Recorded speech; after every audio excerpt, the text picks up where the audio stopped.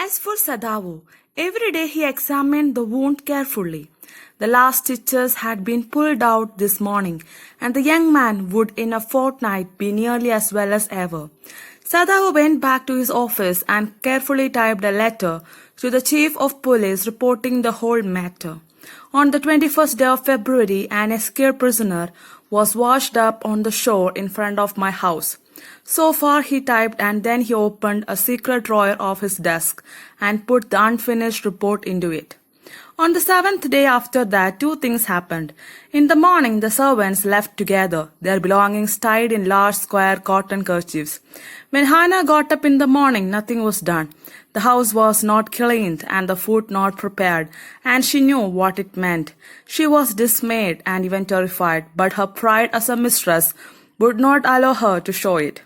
Instead, she inclined her head gracefully when they appeared before her in the kitchen, and she paid them off and thanked them for all that they had done for her.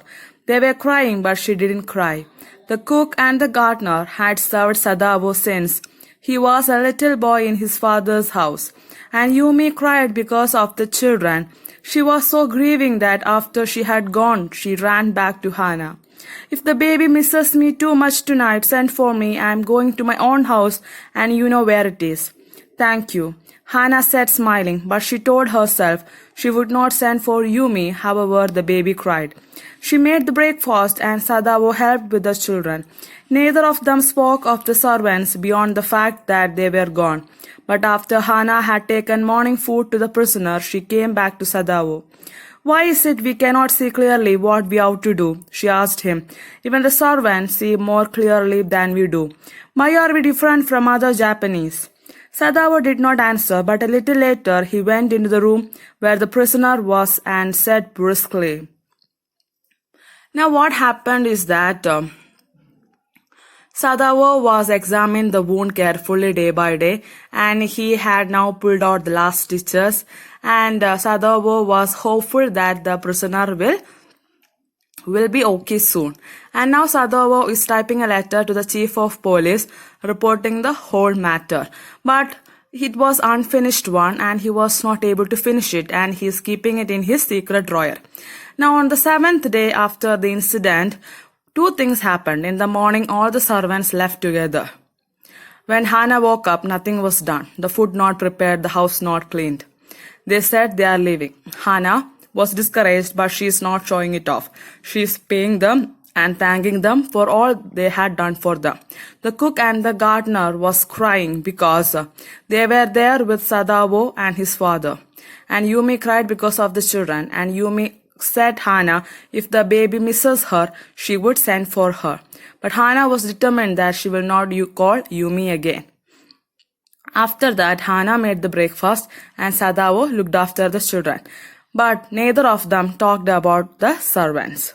Later, Hannah is asking Sadavo that why we Japanese are different from the others, why we can't see things clearly. Sadavo is not replying to that. He is just going to the room in which the American prisoner of war was resting, and he is telling something very rudely to that man. You may get up on your feet. I want you to stay up only 5 minutes at a time. Tomorrow you may try twice as long. It would be well that you get back your strength as quickly as possible. He saw the flicker of terror on the young face that was still very pale. Okay, the boy murmured. Evidently, he was determined to say more. I feel I ought to thank you, doctor, for having saved my life. Don't thank me too early, Sadavo said coldly. He saw the flicker of terror again in the boy's eyes. Terror as unmistakable as an animal's. The scars on his neck were crimson for a moment. Those scars, what were they? Sadavo did not ask. In the afternoon, the second thing happened. Hannah, working hard on unaccustomed labor, saw a messenger come to the door in official uniform. Her hands went weak and she could not draw her breath. The servants must have told already. She ran to Sadavo, gasping, affable to utter a word. But by then, the messenger had simply followed her through the garden, and there he stood. She pointed at him helplessly. Sadavo looked up from his book. He was in his office, the other partition of which was thrown open to the garden for the southern sunshine. What is it? He asked the messenger, and then he rose, seeing the man's uniform. You are to come to the palace, the man said. The old general is in pain again. Oh, Hannah breathed. Is that all? All? The messenger exclaimed. Is it not enough? Indeed it is, she replied. I am very sorry. When Sadavo came to say goodbye, she was in the kitchen but doing nothing. The children were asleep and she sat merely resting for a moment, more exhausted from her fright than from work. Now, the other day, what happened when Sadavo went to the prisoner and he was talking in a very serious, rude tone to that man. He's asking him to get up on his feet 5 minutes. Thus, he's asking him to gain his strength again. Now, the American prisoner of war was about to thank him, and Sadavo said, don't thank me so too early. And there was a terror in the face of that American man, and the scars in his neck turned red. And in that afternoon, second thing what happened was that when Hannah was working hard, she saw a messenger and he was in the official uniform, in the police or uniform, an army man, okay, or maybe an army man. And what happened? Hannah was rushing to Sadavo. She was afraid whether the servants had told the entire matter about the American prisoner of war and all. And when Sadavo looked up, he saw a man in uniform, and the messenger informed him that he has to go to the palace. Why? Because the old general is in pain. And now Hannah was very relieved to find that the secret about the American prisoner of war was not disclosed. When Sadavo went to say goodbye to Hannah, Hannah was resting in the kitchen. She was lost in her thoughts. I thought they had come to arrest you, she said. He gazed down into her anxious eyes. I must get rid of this man for your sake, he said in distress. Somehow I must get rid of him. Sadavo goes to see the general. Of course, the general said weakly. I understand fully, but that is because I once took a degree in Princeton, so few Japanese have. I care nothing for the man, Excellency, Sadavo said, but having operated on him with such success... Yes, the general said. It only makes me feel you more indispensable to me. Evidently, you can save anyone. You are so skilled. You say you think I can stand one more such attack as I have had today. Not more than one, Sadavo said. Then certainly I can allow nothing to happen to you. The general said with anxiety. His long, pale Japanese face became expressionless, which meant that he was in deep thought. You cannot be arrested, the general said, closing his eyes. Suppose you were condemned to death and the next day I had to have my operation. There are other surgeons, Excellency, Sadavo suggested. None I trust, the general replied. The best ones have been trained by Germans and would consider the operation successful even if I died. I do not care for their point of view, he sighed. It seems a pity that we cannot better combine the German ruthlessness with the American sentimentality. Then you could turn your prisoner over to execution, and yet I could be sure you would not murder me while I was unconscious. The general laughed. He had an unusual sense of humor. As a Japanese, could you not combine these two foreign elements? He asked. Sadavo smiled. I am not quite sure, he said. But for your sake, I would be willing to try, Excellency. The general shook his head. I had rather not be the test case, he said. He felt suddenly weak and overwhelmed with the chaos of his life as an official in times such as these, when repeated victory brought great responsibilities all over the South Pacific. Now, back in the palace, Sadavo is meeting the general and he is revealing him everything about this American man and sheltering him, saving his life, etc. And now the general is understanding fully, and he cannot afford the idea of arresting Sadavo because Sadavo was an excellent surgeon and at any time the general can have an heart attack, so he wanted to protect Sadavo at any cost. It's very unfortunate that this man should have washed up on your doorstep, he said irritably. I feel it so myself, Sadavo said gently. It would be best if he could be quietly killed, the general said. Not by you, but by someone who does not know him. I have my own private assassins. Suppose I send 2 of them to your house tonight. Or better, any night. You need know nothing about it. It is now warm. What would be more natural than that you should leave the outer partition of the white man's room open to the garden while he sleeps? Certainly, it would be very natural, Sadavo agreed. In fact, it is so left open every night. Good, the general said, yawning. They are very capable assassins. They make no noise and they know the trick of inward bleeding. If you like, I can even have them remove the body. Sadawa considered. That perhaps would be best. Excellency, he agreed, thinking of Hana. He left the general's presence then and went home, thinking over the plan. In this way, the whole thing would be taken out of his hands. He would tell Hana nothing, since she would be timid at the idea of assassins in the house, and yet certainly such persons were essential in an absolute state such as Japan was. How else could rulers deal with those who opposed them?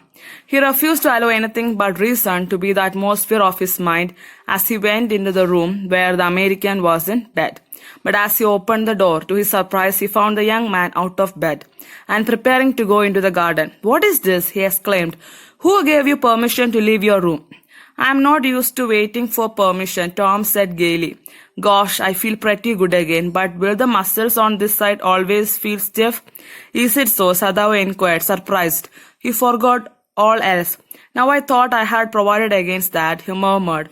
He lifted the edge of the man's shirt and gazed at the hillier.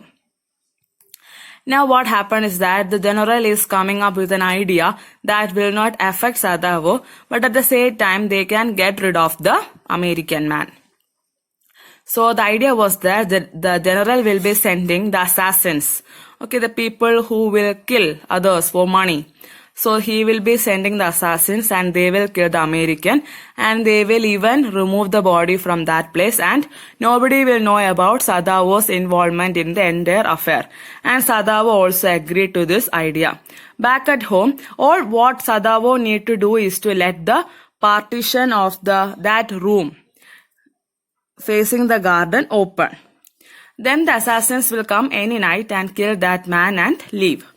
So back at home, Sadawo is searching the young man. He was not in the bed. He was planning to go to the garden and Sadawo is asking him who gave him permission and all.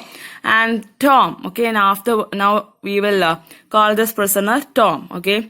And Tom said that he feels so fresh and cheerful and he don't have the habit of waiting for permission and he is inquiring whether the muscles will remain stiff. And Sadawo forgot everything about him being an American and all, and he is inquiring his health, checking his muscles and hands. "Massage may do it," he said, "if exercise does not." "It won't bother me much," the young man said. His young face was gaunt under the stubbly blunt beard. "See, doctor, I have got something I want to say to you.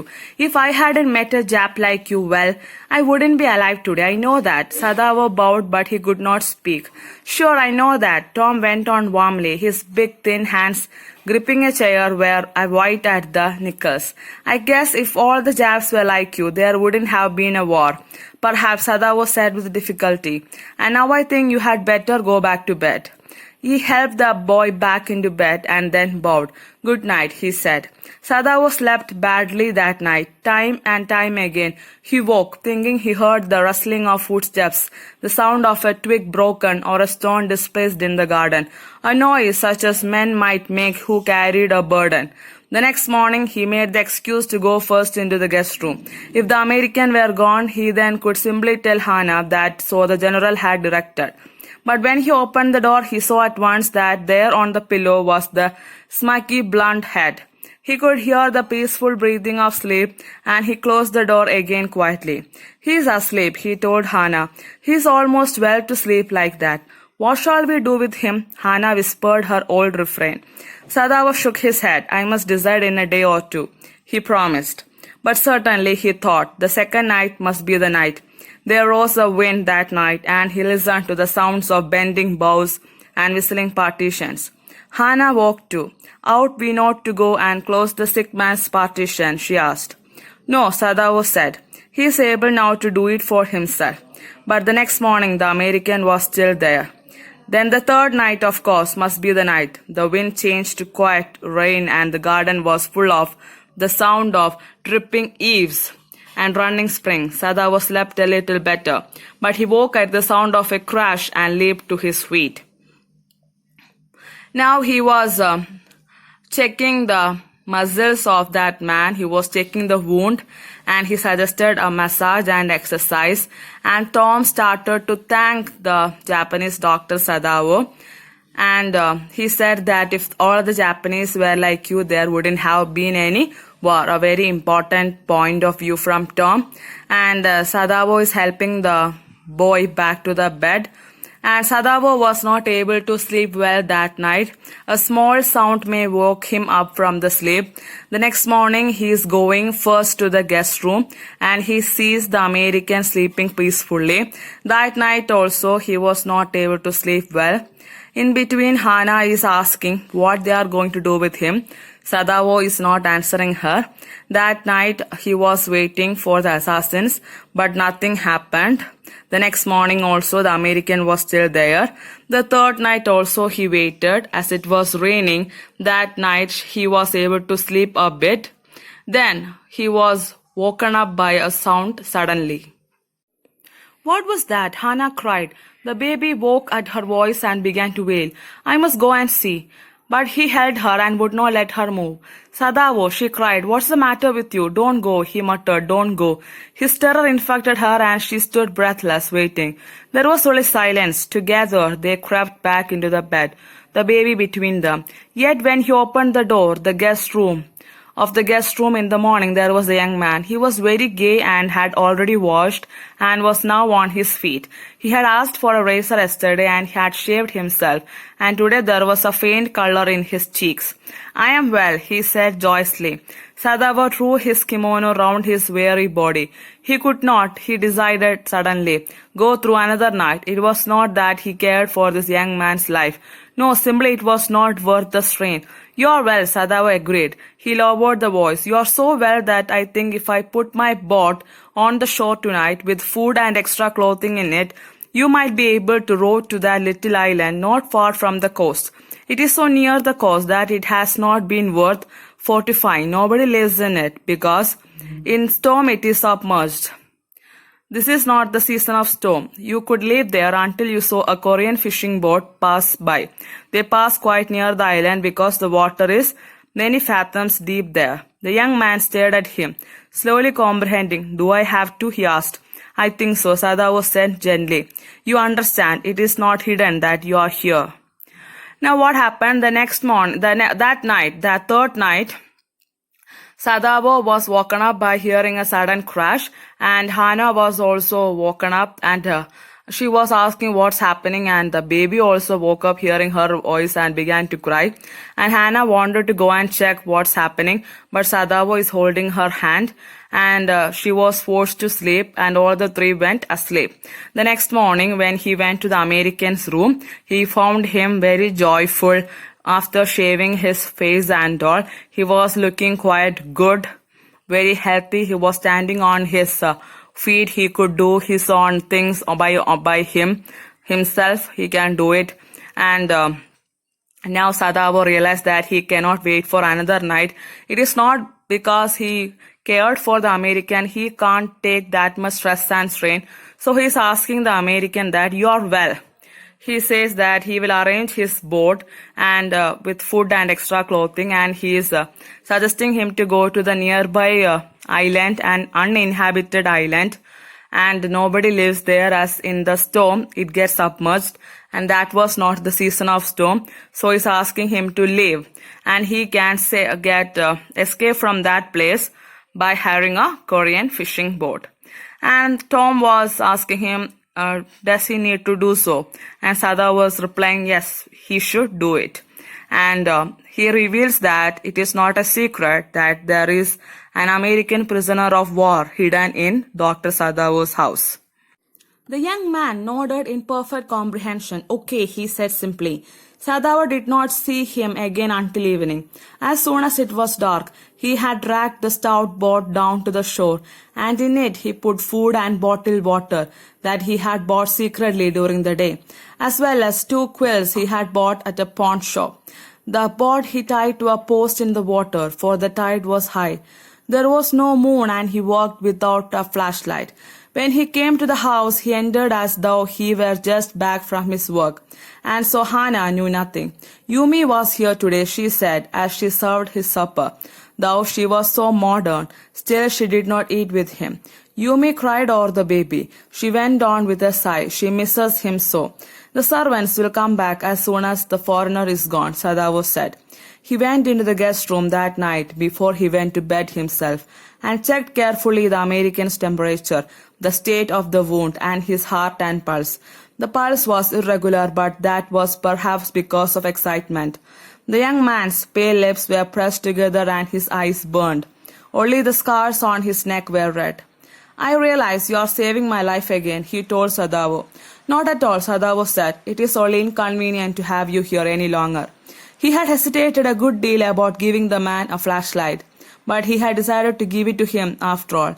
It was a small one, his own, which he used that night when he was called. If your food runs out before you catch a boat, he said, signal me 2 flashes at the same instant the sun drops over the horizon. Do not signal in darkness, for it will be seen. If you are all right, but still there, signal me once.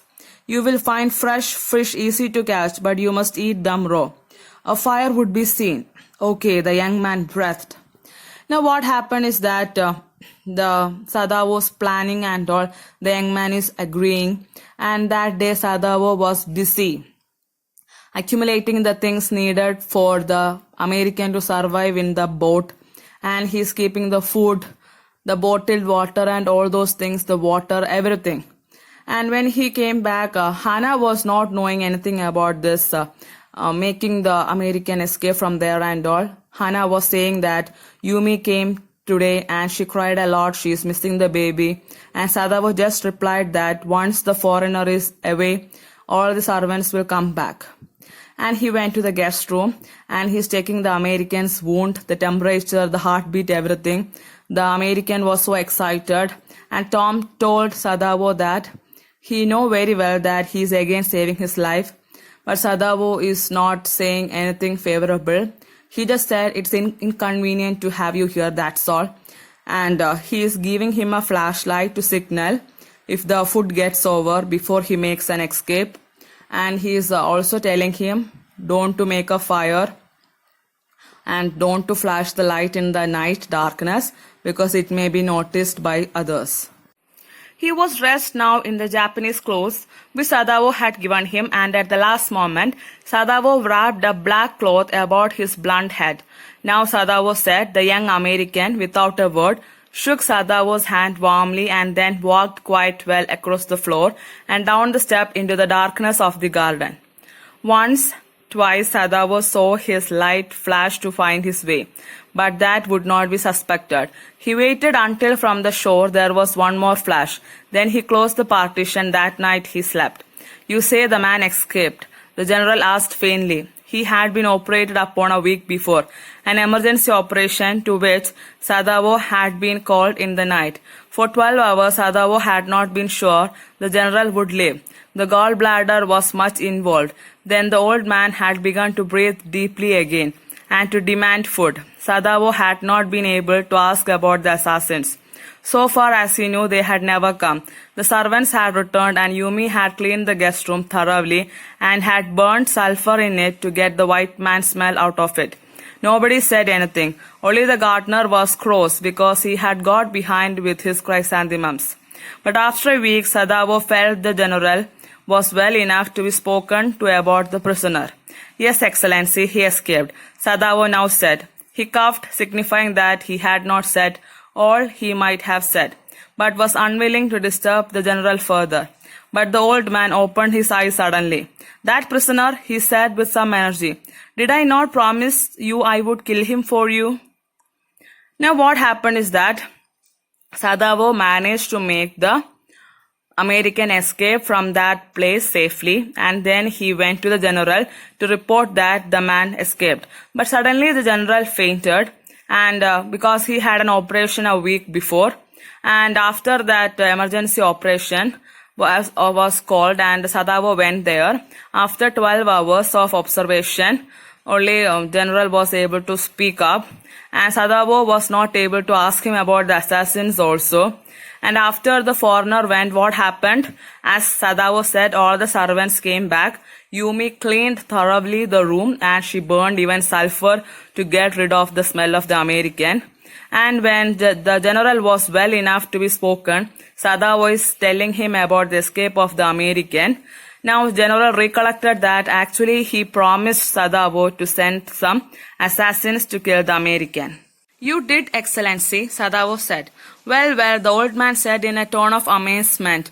So I did, but you see, I was suffering a good deal. The truth is, I thought of nothing but myself. In short, I forgot my promise to you. I wondered, Your Excellency, Sadavo murmured. It was certainly very careless of me, the general said. But you understand it was not lack of patriotism or a dereliction of duty. He looked anxiously at his doctor. If the matter should come out, you would understand that, wouldn't you? Certainly, Your Excellency, Sadavo said. He suddenly comprehended that the general was in the palm of his hand and that as a consequence he himself was perfectly safe. I can swear to your loyalty, Excellency, he said to the old general, and to your zeal against the enemy. You are a good man, the general murmured and closed his eyes. You will be rewarded. But Sadavo, searching the spot of black in the twilighted sea that night, had his reward. There was no prick of light in the dusk. No one was on the island. His prisoner was gone safe, doubtless, for he had warned him to wait only for a Korean fishing boat. He stood for a moment on the veranda, gazing out to the sea from whence the young man had come that other night. And into his mind, although without reason, there came other white faces he had known.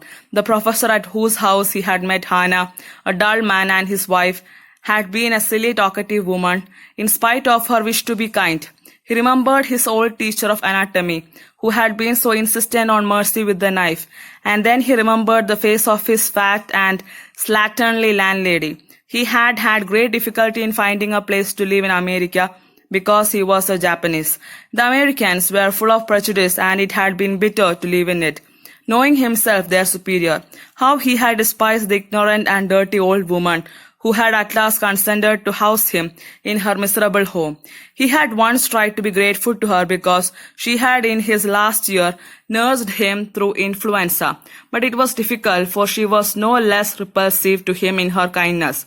Now he remembered the youthful, haggard face of his prisoner, white and repulsive. Strange, he thought. I wonder why I could not kill him. Now in the conclusion, the general actually forgot all about the American and he actually forgot to send the assassins.